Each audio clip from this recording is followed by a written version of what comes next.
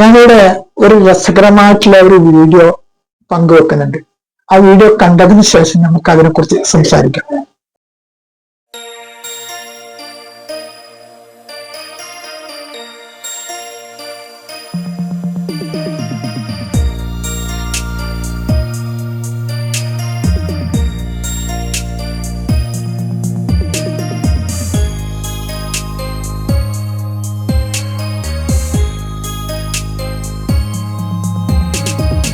ഭാവിയിലെ വലിയ വലിയ കച്ചവടക്കാരാണ്. സ്കൂളുകളും മറ്റുമൊക്കെ അടച്ചിരിക്കുകയാണല്ലോ. ഇപ്പൊ 2 മാസം സ്കൂളൊക്കെ അടച്ചു. ഈ സ്കൂളൊക്കെ അടച്ചതിന് ഇപ്പൊ കുട്ടികൾ കൂടുതലും ഉപയോഗിക്കുന്ന മൊബൈൽ ഫോണാണ്.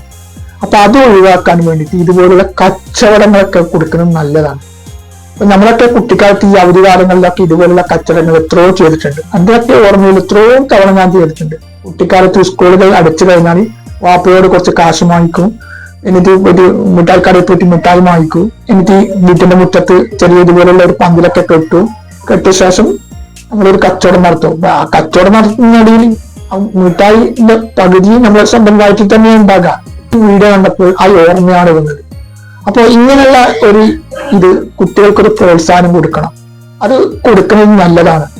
ആ സമയത്തെങ്കിലും കുട്ടികൾക്ക് ഈ മൊബൈലിൽ കളിക്കുന്ന ഒരു രീതി ഒഴിവാക്കാൻ പറ്റും. ഇന്ന് കൊച്ചു കുട്ടികളായാലും വീട്ടിലെത്തിക്കഴിഞ്ഞാൽ മൊബൈലാണ് അവരുടെ കയ്യിൽ. അപ്പോ മൊബൈൽ കൂടിയിട്ട് എത്ര സമയങ്ങളായിപ്പോ ഇനി ചില കുട്ടികളൊക്കെ ഭക്ഷണം കഴിക്കണമെങ്കിൽ മൊബൈൽ കൊടുക്കണം. ആ മൊബൈൽ കണ്ടുകൊണ്ടാണ് ഭക്ഷണം പോലും കഴിക്കുന്നത്. ഇത് കാരണം കുട്ടികളുടെ കണ്ണിന് വളരെയധികം ദോഷങ്ങൾ ചെയ്യുന്നുണ്ട്. ഇപ്പൊ ചെറിയ കുട്ടികൾക്കിടയിൽ മുമ്പെല്ലാം വളരെ അപൂർവമായിട്ടായിരുന്നു കുട്ടികളെല്ലാം ഈ ഗ്ലാസൊക്കെ ഉപയോഗിക്കല്, കണ്ണാടൊക്കെ ഉപയോഗിക്കാറ്. അപ്പോ ഇന്ന് ഒരു 100 കുട്ടികളെ എടുത്തു കഴിഞ്ഞാൽ ഒരു 60 കുട്ടികളെങ്കിലും ഇപ്പോൾ കണ്ണാട യൂസ് ചെയ്യുന്ന രീതിയിൽ. അപ്പൊ അതിനൊരു പ്രധാന കാരണം ഈ മൊബൈൽ ഫോണാണ്.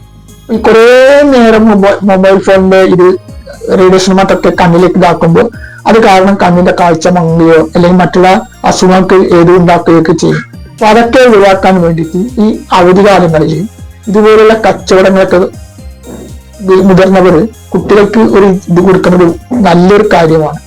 ആ സമയങ്ങളിൽ അവർക്ക് മാത്രമല്ല, അവർക്കൊരു ബിസിനസിനെ കുറിച്ചിട്ട് സ്വന്തമായിട്ട് ഒരു സേവിങ്ങിനെ കുറിച്ചിട്ടുള്ള ഒരു ബോധം അവർക്കുണ്ടാവും. അപ്പൊ ഇങ്ങനെയുള്ള കാര്യങ്ങൾക്കൊക്കെ നമ്മൾ കുട്ടികൾക്ക് ഒരു പ്രോത്സാഹനം കൊടുക്കണം.